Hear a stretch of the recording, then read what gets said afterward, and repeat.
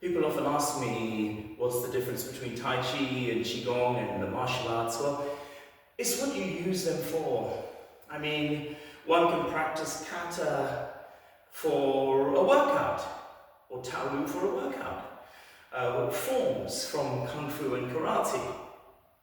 Or one could practice the Tai Chi Yang form or Chen form, or the 8 pieces of brocade, Qigong forms, and learn martial applications or Qina that you can use in combat. But often that doesn't actually happen that way round. I'm giving you an extreme example. Instead, a lot of people practice the internal arts like Tai Chi and Qigong and Shini, Bagua, Yi Jin Jing for health and wellness. Whereas with the hard martial arts like Kung Fu, Karate, Gong Fu, and things like that are practiced for combat only. But they are actually holistic systems, they're whole systems in themselves, and you can practice them any way you want. Actually, it's up to you, it's your life. So for me, I like to practice a little bit of both things, and I like to mix things up. And fundamentally, for those who are watching who are not advanced level or intermediate and are a little confused, Tai Chi and Qigong, well, the main differences are that Qigongs tend to be a little bit more stationary and there's not much leg movement, at least the yin or gentle ones tend to be like that.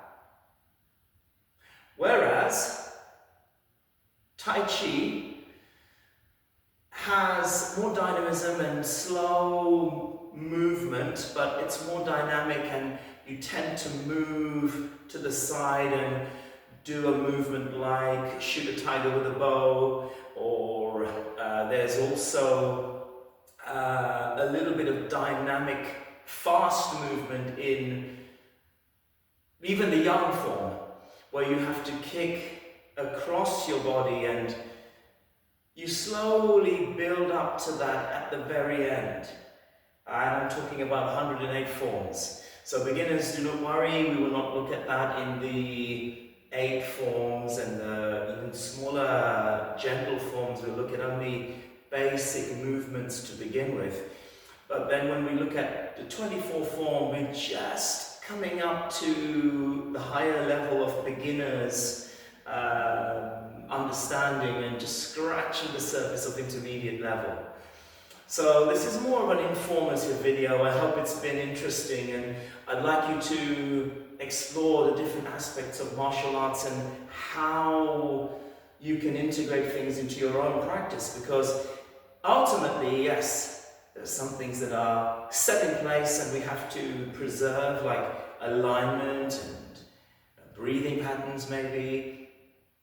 But there's also the ability to add your own unique flavor to things, and it's very important that we understand that, because otherwise we'd all be clones and we'd all do things the same way. And so, just like someone might prepare a meal that is maybe ratatouille, it may be slightly different from someone else's ratatouille. So my yang form, my chen form, my high-end katas, basai dai, tiger form, all those things will have a general look and feel, but will have my unique flair as a person. And I urge you to put your uniqueness and your authenticity into what